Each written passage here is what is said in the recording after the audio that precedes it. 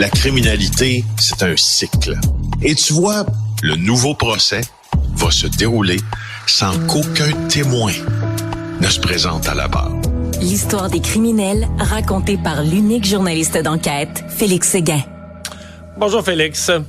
Bonjour Mario. Des agressions armées dans la région de Montréal.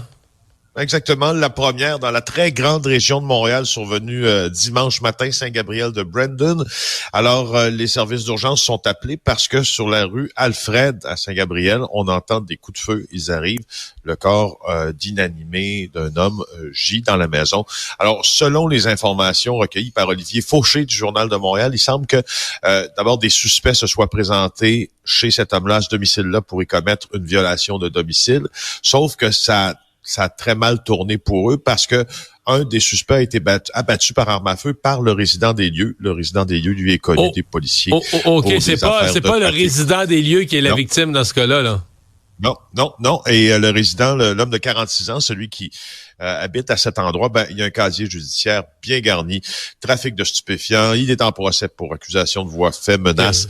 Alors peut-être qu'on s'est frotté à quelqu'un. Je comprends. C'était pas une invasion de domicile chez des aînés pour aller leur voler les bijoux de la madame, là. C'était une invasion de domicile chez quelqu'un connu des milieux policiers qui les attendait peut-être avec une arme à feu, là. Exact. Un genre de qui s'y frotte typique. Un homme de 19 ans maintenant, victime d'une agression armée à Montréal. On voit les photos dans le journal, là. Véhicule assez luxueux, marque Mercedes. Puis un jeune homme de 19 ans qui a été agressé lors de l'attaque de ce véhicule-là, alors qu'il était aux pompes à essence. Il a perdu la vie après ce conflit-là. Tu veux dire que le jeune de 19 ans, c'était à lui, c'est lui qui avait été au volant de la Mercedes?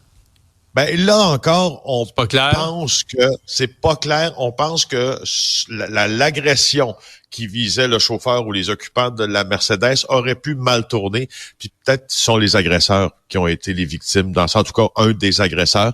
Mais la cause d'agression est parmi. Au départ établi, je veux dire, au départ on croyait que c'était un jeune de 14 ans qui avait été victime, mais dans les faits il en a 19 quand même, un jeune homme de 19 ans qui est décédé. Des jeunes dans ces âges-là qui ont une Mercedes, ça c'est les prêts bourses.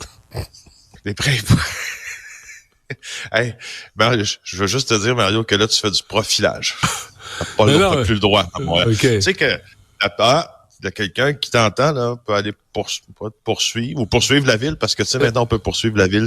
Mais je pose la question. J'ai juste posé la question. Je posais la question.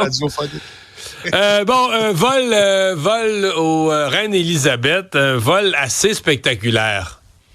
Hey, en quelques secondes, j'aime beaucoup l'article de Yannick Baudouin dans le journal aujourd'hui. Tu sais que le Reine-Élisabeth à Montréal est un hôtel partenaire de la Coupe du Président, donc le qui s'amorce cette semaine.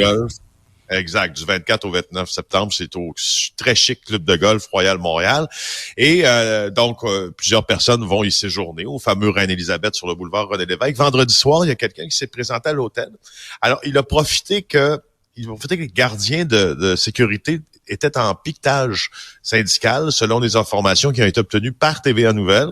Et il a volé une valise contenant des vêtements, des souliers, des casquettes à l'effigie du tournoi de la Coupe du Président. Donc, les vêtements officiels qui allaient être portés par quoi? Par les gens qui travaillent là ou les gens qui supervisent l'activité? Oui. Entre autres, on dit que ça vaut 25 000 $. Alors, je présume qu'il y en a beaucoup, mais c'est pas tant dans le premier vol que je relève une certaine audace, parce que le lendemain, il est revenu au Reine-Élisabeth, mais habillé avec les vêtements qu'il avait volés. Il s'était dit, tiens, je vais passer pour quelqu'un de l'organisation. Il a volé à nouveau d'autres vêtements. Alors, c'est soit qu'il était bien inconscient, ou très, très audacieux, il a bien planifié, mais je trouve que, franchement, ça prend du culot. Mais c'est le niveau de confiance de la série Lupin. Je sais pas si tu as vu la série française de Lupin, mais c'est le niveau de confiance que tu fais ce qui a l'air de pas se pouvoir déguiser, puis tu le fais vite, puis tu le fais bien, puis tu t'en vas, puis tout le monde réalise après qu'est-ce qui vient d'arriver, là.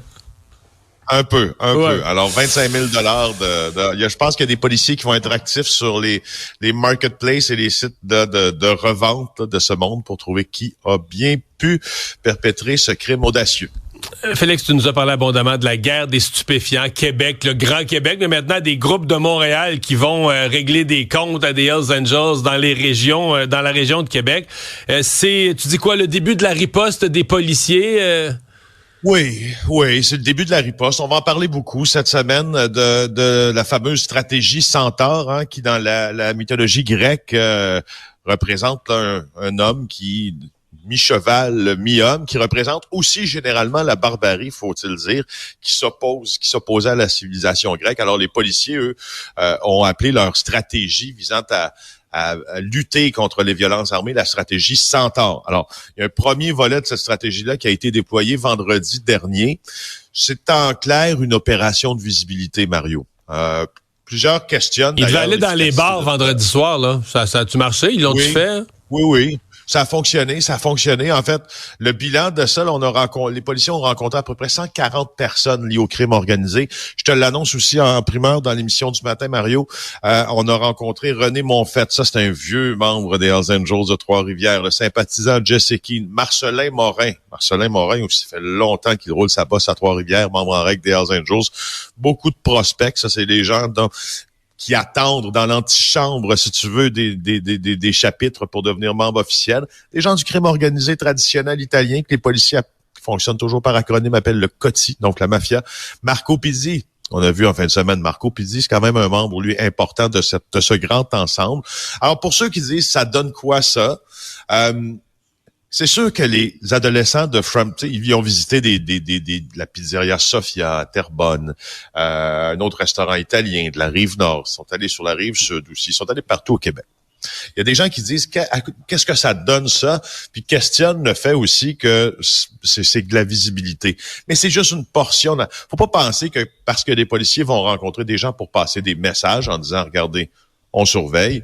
Il y a pas tous les autres volets d'enquête qui sont concomitants à ça, là.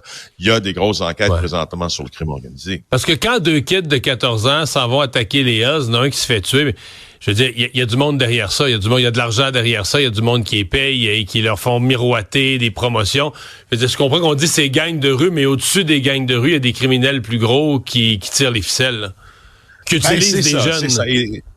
Oui, puis par extension, ces criminels-là qui tirent les ficelles, qui ont plus d'argent, dans quels endroits ils vont sortir manger, sortir dîner, ils vont sortir dans les restaurants un peu plus chics, un peu plus guindés, parce qu'ils ont l'argent, parce qu'ils sont capables de se le permettre. Puis dans certains débits de boissons aussi, là, un peu plus à la mode. Alors, ce sont ces endroits-là, par extension, que les policiers visitent en disant, mais regardez, toute la haute sphère des dirigeants du crime organisé, on vous surveille. Et voilà, c'est aussi simple que ça. Mais ceci ne va pas sans aussi l'enquête policière. Tout ça sous l'impulsion, tu nous disais la semaine passée, que le ministre de la Sécurité publique, François Bonnardel, voyant les événements de la semaine passée, avait passé quelques coups de fil, même convoqué les dirigeants de la SQ? À deux reprises. Une fois en début de semaine, et il avait parlé à Joanne Beausoleil, la directrice générale de la Sûreté du Québec, et une seconde fois après qu'on ait appris là, que des ados de 14 ans se promenaient entre Montréal et Québec avec des AK-47, il avait convoqué l'état-major. Donc, inquiet mais rassuré, c'est ce qu'il avait dit. Inquiet mais rassuré. Je retiens ça. Inquiet mais rassuré. Inquiet mais rassuré. On va mijoter ça tout le reste de la journée. On s'en parle demain. OK, salut. Bye bye.